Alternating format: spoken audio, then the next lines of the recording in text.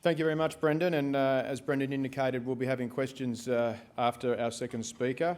You might get some questions on the tax rates in Botswana from the sounds of it. Certainly sounded interesting to me. Our next speaker is Mr. Martin Holland from Cobre Limited. But before I introduce Martin, we have a video to show.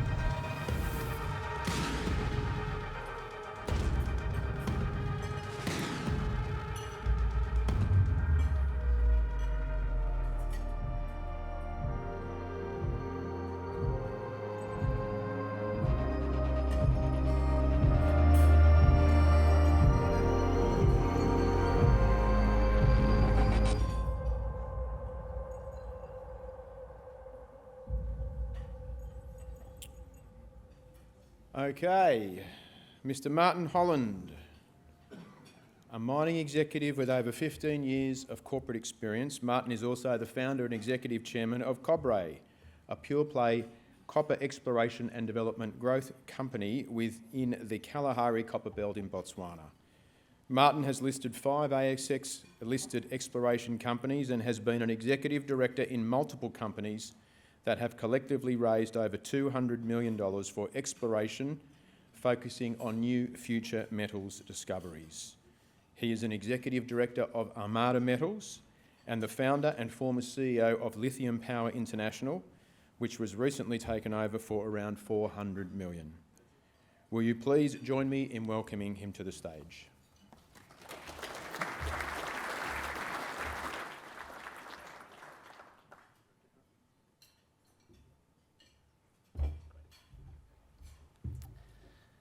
Thank you, everyone, and thank you for the Sydney Mining Club for organising this event. It's much appreciated. I think what you just witnessed there in that video is Cobre's vision. So the vision itself is more about if there's no exploration, there's no new discoveries, and if there's no new discoveries, there's no pathway to net zero 2050. So I'll put a lot of emphasis into new greenfield exploration discoveries. So today, Cobre, I'm going to talk about unlocking the Kalahari Copper Belt. Brendan Harris obviously touched on, like a whole range of advanced things that's happening over in Botswana at present. But we're going to focus on our tenements that we own here in the Kalahari Copper Belt. So there's a disclaimer. In regards to the corporate structure, I'll touch on this to start off with. There's currently around 330 million shares on issue in Cobre. We currently have a market capitalisation of just under 30 million Australian dollars, cash at bank at present of around 4 million Australian dollars, and our largest shareholder is a company by the name of Strata Investment Holdings. They were involved in the original discovery of T3, which is the Matheo mine, and that was actually discovered by a good old friend of mine, Terry Grammer, who passed away a couple of years ago. So I've got about a decade of knowledge of what's happening in the Kalahari Copper Belt in Botswana, and hence why I'm here exploring at present. So Cobre itself has a three-pronged approach. So the first approach here is to explore big, so to think big. And we're actually doing this at the moment in partnership under the BHP Explore program. So last year there was over 500 exploration companies globally that applied for the BHP Explore program, and they chose 5. And Cobre was one of the 5 winners of the 2024 cohort. And in that time, since January through to now, there's been an extensive amounts of work that's been happening with BHP. And I've gone through this whole program with them. And more recently, the due diligence has been completed over the last 6 months, which actually ended in a site visit last week by their team. And the second prong to our approach is more strategic drilling. So what we're doing here is looking for new discoveries along strike, known deposits, which I'll touch on. And the third, which I actually consider as the most important, is our development project that we're working on at present, which is a method that we're using, which is quite unique, that I'll take you through, which is an ISCR method, which is an overall acronym for in situ copper recovery, which I'll take you through. So to start off with, Explore Big. So Explore Big here, Cobre itself is the second largest landholder of the Kalahari Copper Belt. So we own quite an extensive package of land that was also strategically picked up many years ago. We own the majority of the basin margins of this area, and as most people in this audience would know, that the most large deposits, like Tier 1 style deposits, are found on basin margins. So we believe we're strategically placed in the right position of the Kalahari Copper Belt. We are currently drilling at our Okavango project at the moment, which is a long strike MMG's recent acquisition of Chemical for circa $1.9 billion US. So we're doing some drilling there, which I'll take you through. But our Tier 1 sort of exploration is focused more on the Kit West project, which you can see there on the left. There's been a huge amount of work done there, and I'll take you through that now. So as I touched on earlier, there was the BHP Explore program that we've gone through. That's in the final stages. We had 2 people from the technical department of BHP on site last week, and they left very pleased with what they've seen. The amount of work that we've done on this area has been quite systematic over the last sort of 3 years, and we've probably got some of the most advanced exploration targets to go and drill there now on these basin margins. We're currently doing some seismic work on site at the moment, so passive and active seismic. And we've also got a very strong team from a technical point of view in country. So our CEO, Adam Woolridge, he was ex-BHP. He's a geoscientist. He was actually working in the Kalahari with BHP back in the 1990s. And we also have a team of other experts that you can see in this photo that is working pretty much full-time for Cobre at present under contractual basis. So the strategic drilling that we're doing at the moment, which I touched on earlier, we're currently doing about 7 diamond holes at present along strike MMG's recent acquisition. There hasn't been a lot of drilling done here at all over the years. So again, like new greenfield exploration that we've done here, there's been again like a huge amount of work gone into systematically understanding these targets, and now our team can pretty much drill the contact every single time satisfactorily without even missing a hole, which is a very cost-effective way of us learning about what's actually in the ground from a mineralisation perspective. We're currently about 6 holes through this program, and we've got another one to go, and we may be looking to update that program with further exploration in this area post receiving results from this program itself. It's worth noting we own about 100 kilometres worth of strike with similar anticlines and fold traps as that as Zone 5, Zone 6 and Zeta. So moving forward here on the third prong, this is our development project. It's called Ngami. We have completed around 17,000 metres of diamond and RC drilling on this project area. We've hit some reasonable grades throughout this area, so circa 9 to 10 metres at 3.5% copper.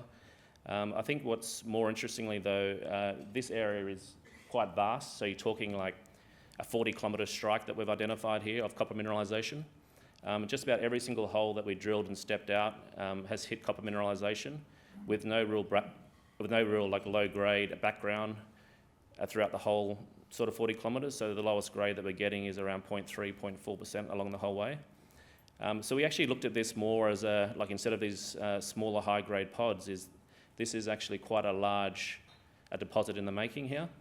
So we've already identified 103 million tonnes to 166 million tonnes of copper in this area. This was actually quite a conservative modelling that we've done, and our technical team has pretty much cut back all the high-grade intersections that we've received to actually come up with this exploration target. The view here is that with further drilling, because we drilled along the whole strike, we'll probably find more high-grade pods in this area. which will potentially increase the exploration target exponentially.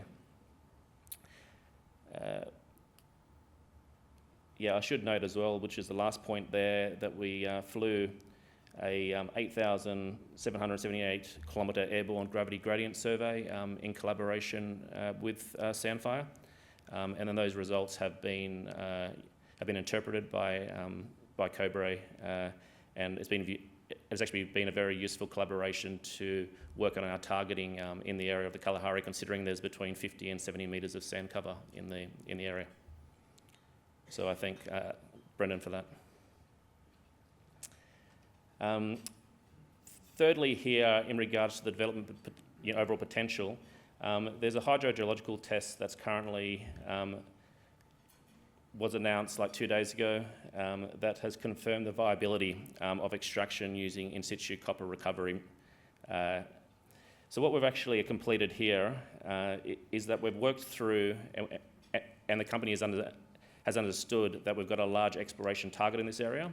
So instead of moving ahead now with the resource drill out, we've decided to step back from further drilling there and understand the hydrogeological method of can we actually extract this copper from the ground before we go back to drilling. This is actually stacked up. So we've actually ticked every single box from a desktop perspective. So to actually have an in situ copper recovery, it's a very unique asset that's required, and you need to tick a lot of boxes to start off with. So the first box is that the deposit itself has to be pretty much 100% a chalcocite mineralisation, so it's leachable. The second point is that you need to have natural permeability and also porosity with the actual core itself from a fracturing perspective, and we've done test work on that to show that it is permeable and also fractured.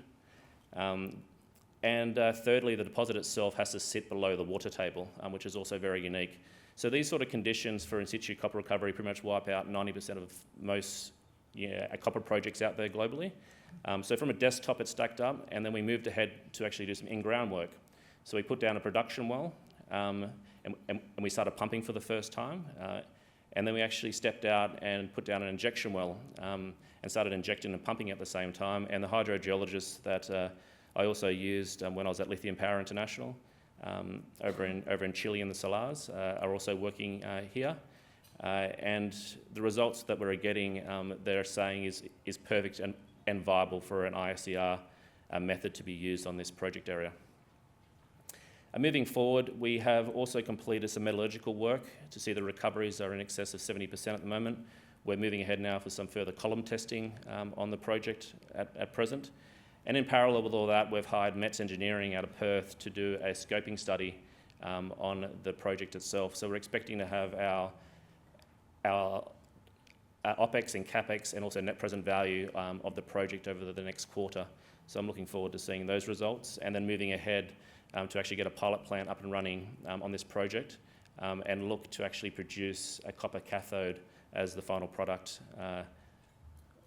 on site here in Botswana.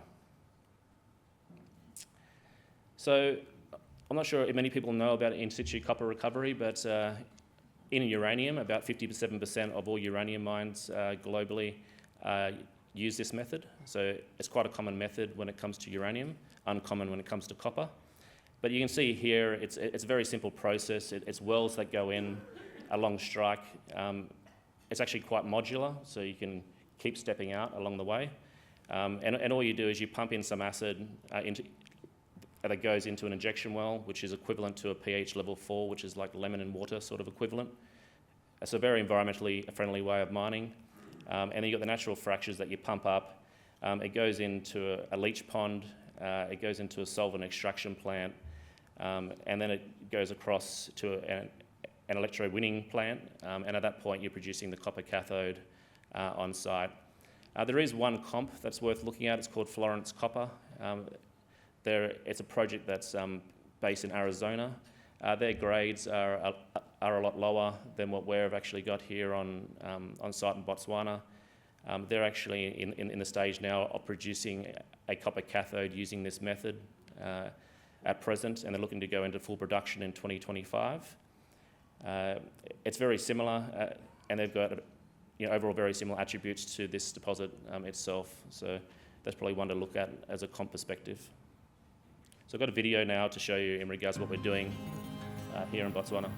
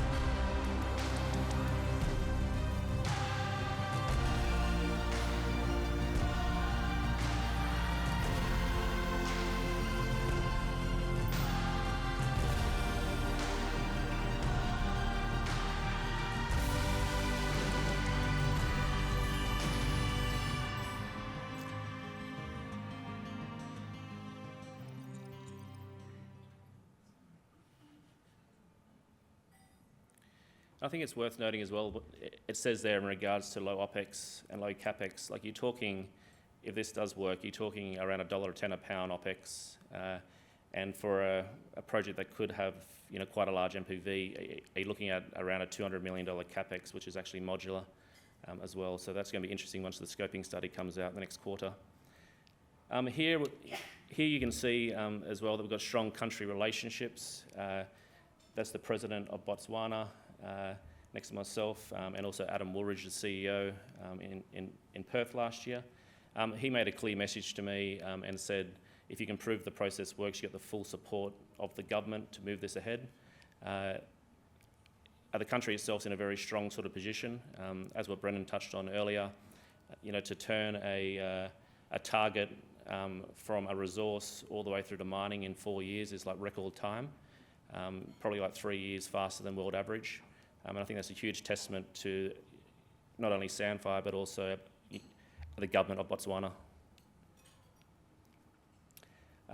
Here you can also see that we had the Botswana Department of Mine visit our project in May of 2024. So all our licenses are in good standing and are all approved for further exploration on this project areas.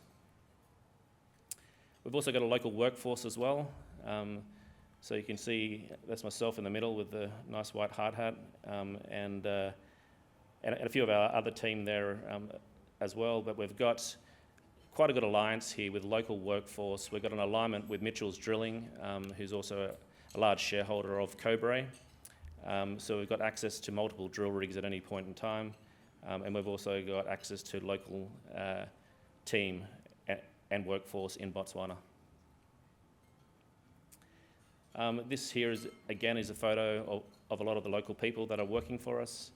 They do a lot of the soil sampling for us as well. So it's quite amazing that there's like 14 Botswanians that are doing soil samples for us on a daily basis, covering this extensive ground of the Kalahari Copper Belt. And it's great to have them on our team and also their support. So from a timetable perspective here, that we're currently completing our hydrogeological pump test and modelling, which I said is working at present. We're about to do our metallurgical column tests. So there's been some metallurgical work that's been completed that shows good recoveries, but we're moving ahead towards column testing now. And also the economic scoping study is underway. And then moving ahead after that, if that all stacks up, we'll start doing our resource drilling on that project. At Kitlani West, which is the Tier 1 sort of exploration, we're about to start seismic survey on that and then look to target drill those targets in Q4. And then our Okavango project, which is a long strike MMG, we're currently drilling that at present. So in summary here, it's a vast land package in what I believe is one of the best copper belts, underdeveloped copper belts in the world. And I believe, as what Brendan said, that we've only just scratched the surface here in this area. So there's a huge amount of work that has to be done still to find and unlock further copper discoveries on this belt. The company is also going down a development path. We've currently got the support of BHP.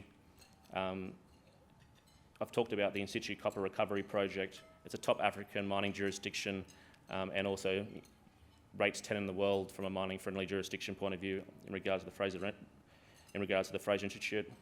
And we've got experienced leadership and strong fundamentals on the overall copper sector. So thank you very much for everyone listening. Cheers.